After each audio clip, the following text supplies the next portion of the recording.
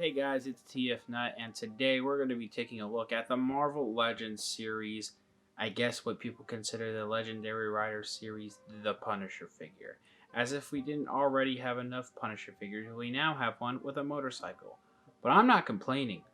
Punisher is one of my favorite characters in the Marvel Comics, and I'm really glad that we have one, especially with a motorcycle here. And it looks a little bit more like a street version this time around, which I'm digging. I also really dig all the accessories that he looks like he comes with and all that.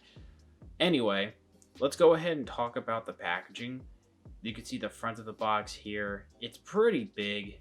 This is a very long piece because it comes with that motorcycle, but you can see the figure with all the stuff that he comes with as well as the motorcycle. Now, unfortunately, on my figure, I can tell that the head he comes packaged with has a defect with the right eye, but what are you gonna do?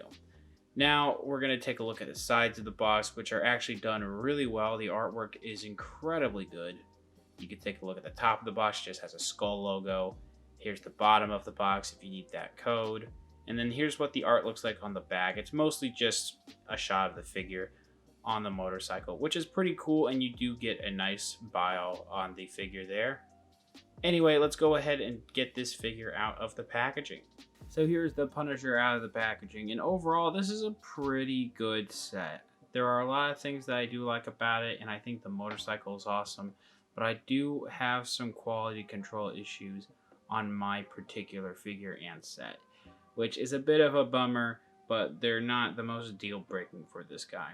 Let's go ahead and take a look at all the accessories that he comes with, and then we'll take a closer look at the figure, then the bike.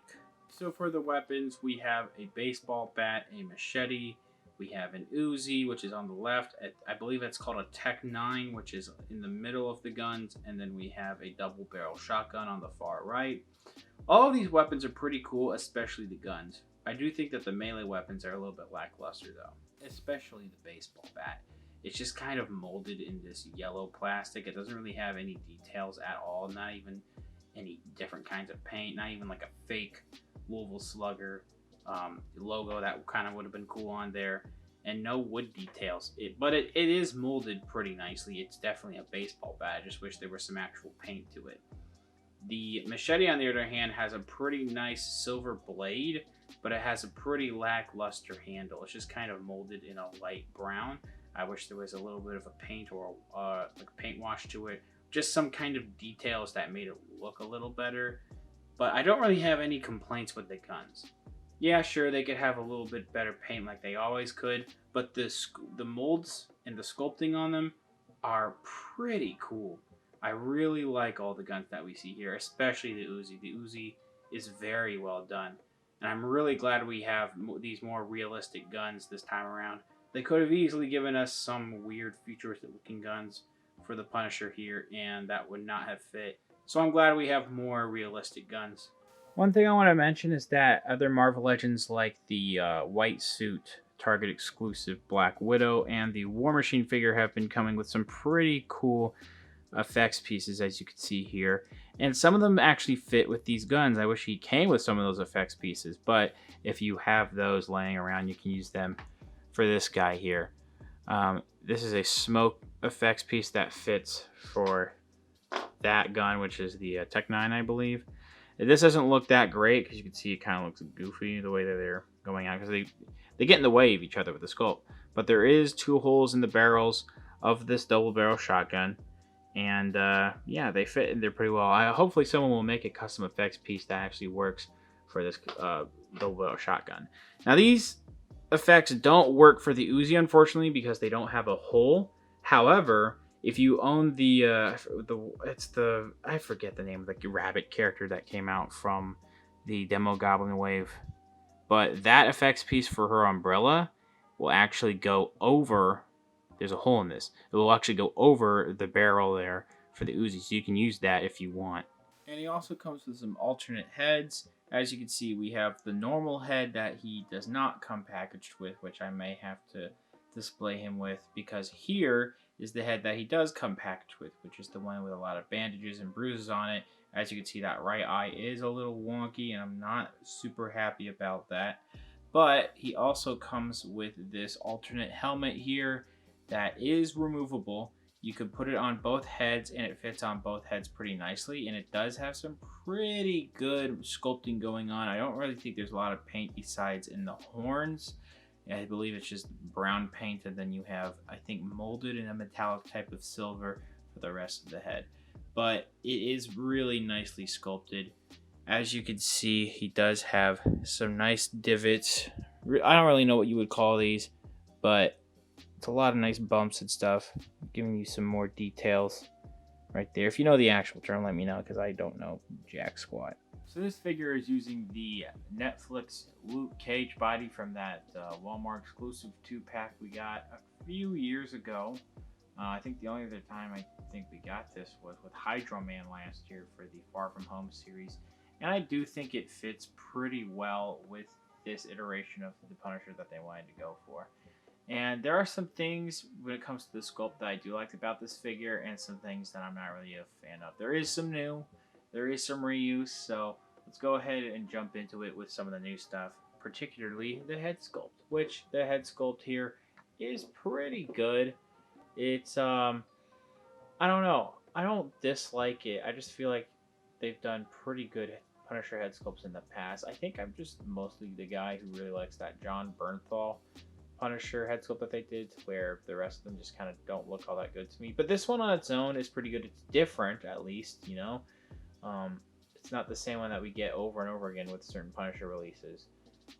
The shirt is pretty cool, nice wrinkles. It's pretty much the same sculpt that we got before, but the paint, when it comes to that logo right there, is really, really solid. I like how it just looks like it's, you know, painted on there and spray painted. It does look very good. If you do that with the abs, it is still continued on the shirt, so that's pretty cool. He comes packaged with these straps, and they are removable. I don't really want to bother with doing that right now, but I think a little later I might be able to show off what it looks like without these on. They're not super hard to remove. I just don't feel like doing it right now. One thing that's weird is that in person and on camera, I think the shoulders here are molded in black, and then they had to paint over with a skin tone for this exposed area, and it just doesn't look consistent. It looks kind of weird. He does have that cool new pinless technology, though. You can see that the joints are covered. For some of you customizers who wanted to use these arms easily, that might be a problem. You know, poking out the pegs in the arms and then replacing with other arms, whatever you wanted to do with that. That could be a problem, but for me, I'm not going to do that. It looks pretty cool. And really nice muscles. I have not seen these arms used before. I could be wrong, though. Let me know if you've seen these arms before. I think what they did with the hand, or the shoulders here, they're doing with the hands as well.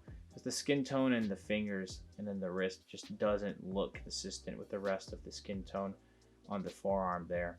It just looks like they put skin tone on black, and it's kind of ugly. But he does have trigger fingers sculpted on both hands, as you can see there. I think the gloves overall are actually pretty well sculpted. I don't think we've ever seen these hands before, so that's pretty cool. He does have this removable holster piece, which I am not going to bother to remove right now because it could be a hassle to put it back on once I remove it.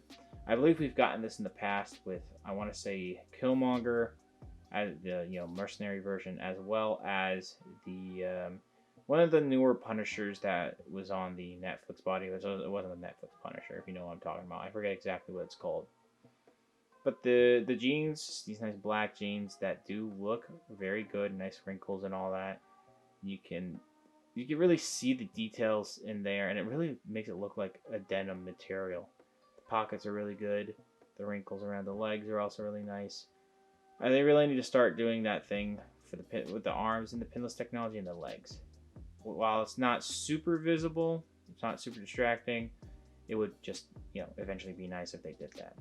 But I'm not going to knock the figure for not doing that. I really do not like, though, when they put serial numbers on the inside. I'll have to use, if I really want to get rid of that, I have to use like fingernail polish, which might be risky. The shoes are pretty cool. I've always had problems with the ankles, though, how they look, because of, mostly because of just this weird gap that you'll get in the ankle, if that makes any sense. Like, there's this gap right here. And that's kind of, you can see it could be a shoe there, but it just doesn't look the cleanest when it comes to the sculpt. I could be nitpicking there. I think it's fine. It's not enough to make me hate the figure. It's just something I'd like to note. Here's what the bottom of the shoes look like. Here's what the top of the shoes look like with those nice laces. So overall, it's a really nicely sculpted and detailed piece. I mean, it is reusing a body, but whatever is new is nice, except for whatever the crap they got going on with some of the paint here is. It's a little weird. I forgot to mention that with the head sculpt, it does have this nice kind of like his eyes are kind of beat up. Well, on this one, it's not as bad as or beat up as the first one that he came packaged with, but it does just kind of make him look like he's tired. And it could make him look like he's got pink eye, so that is a little weird, but I don't think it's too bad. And the hair, I think, has really nice details in the hair. I'm trying to focus up on there. It's nicely sculpted. It's nicely painted. The ear right there does have this thing where there should be black around there, but it's just a skin tone. They probably weren't confident enough to where they would probably accidentally paint the ear black. So a little unfortunate, but still pretty good looking. Just a few issues with articulation. It's very much the same of what you would get with other Marvel Legends. Head goes up and down. A head can go all the way around. Now with this alternate head, it's really stiff. It really doesn't feel like it wants to fit on there. So when I rotate it, I get kind of nervous because I had a Wolverine figure once that had the same problem, and the head joint just snapped with me turning it right once, which is unfortunate. But I don't think it's going to happen with this guy. Arms go up and down. I feel like the sculpt on the shirt can get in the way, or they just didn't sculpt anywhere higher enough for it. Anyway, the arms can go all the way around. They do have double jointed elbows. Pretty nicely done. Up and down hinge here on the right hand, in and out hinge on the left hand. Both of the hands swivel. We have an ab crunch right here, and then we have a waist twist, which was pretty stiff for my figure, so be careful when you're doing that. Legs can go forward, and these hip joints are a little stiff. Not really back at all. They do have a splits right there. We do have upper thigh swivel, double jointed knees, bend at the foot, which isn't the greatest. The up's pretty good, the down isn't that great. But he also does have the ankle rock or the ankle rotation, whatever you want to call it. So overall, pretty much what you would expect for Marvel Legends, but it's not bad. So here's the motorcycle, and it is really well done. I'm very happy with it. Lots of great details and sculpting going on. And it is functional, so that's pretty cool, just like the other motorcycles are. If you need a 1/12 scale motorcycle, and you don't want to do anything by Maisto, who makes 1/12 scale motorcycles, and you want to use this set as an excuse to get one, then I do recommend doing that, because again, this is a really solid motorcycle. I really like the tires. They do actually roll, and they have a little bit of some like rubber on there. Really great detail on the wheels. I don't know what some of the mechanical parts or the terms for a motorcycle are, but I'm just going to talk about this. I guess this is the engine right here, and that's really well done. Now, one thing that is a little bothersome is that you can see the holes where the screws are. For me, it's not that bad. And then it's right there. Well, I should say I'm not bothered by it is probably what I should say. It's not that bad on this side, as you can see. And you do have a kickstand, as you can see. When you lower it down, it will want to lean mostly on that side, so it kind of doesn't really, you don't really want to do it like that. I think this right here, when we have it in that position where both these pieces are down, it'll be leveled, and then if you want to have it rolling, you push it up, and then there you go, it's rolling. Now, of course, it's not going to stand on its own when it's rolling, so you just have to push it back down. And yeah, not much to that feature. Pretty simple. I don't know what's going on with the back here of the motorcycle. If you're supposed to put something in there, if it's weapon storage, I have no idea. But the seats, you could just see how good they look as well. They kind of look like a leather material, but of course it's plastic, but the way it's sculpted makes it look like leather. I really like what we have up here. I think this is where you put the fuel in? I don't know. And then we have this. I think my sticker on mine is starting to get a little peeled off, but we have this Punisher dial right there, which is nice. The handles also are pretty cool.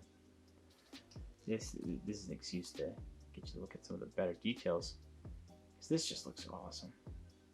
I like how the lights came out, especially this front light here. It's nice. Got some nice translucent plastic going on in there.